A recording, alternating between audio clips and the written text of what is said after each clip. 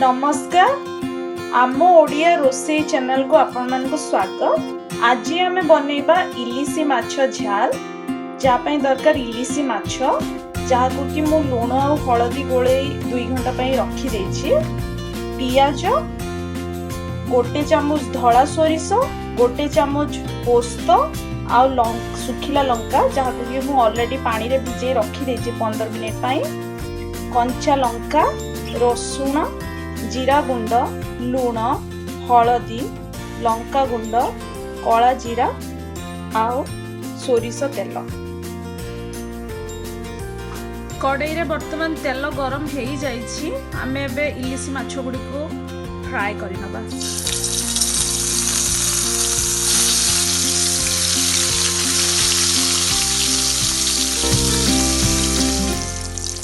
एबे हमरो इलिसी माछ भजा हो जाइछि। एबे आमे आकु बाहर करनबा।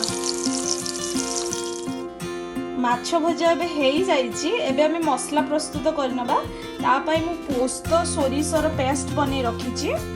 एथिरे पानी रे टिके जीरा गुंड लंका गुंड आ हळदी गुंड मिक्स करि दैछि जा फळे कि मसला आ तेल रे जेमति पोडी न जाऊ। एबे तेल गरम हो जाइछि आउ सेथिरे मु कला जीरा पके देछि। एबे आमे सेथिरे पियाज पके नबा आ पियाज को अल्प समय पई भाजी दबा।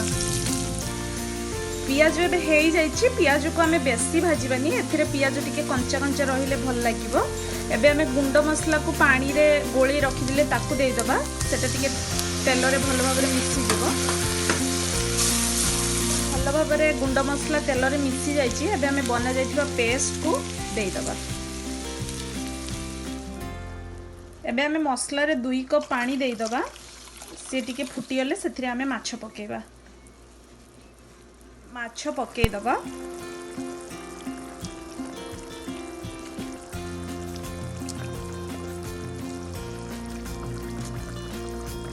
रखिथिबा कंचा लंका को एबे आमे पके दबा।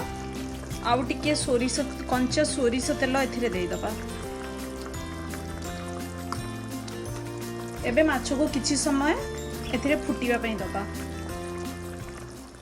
प्रस्तुत हो जाइछि इलिसी माछ झाल।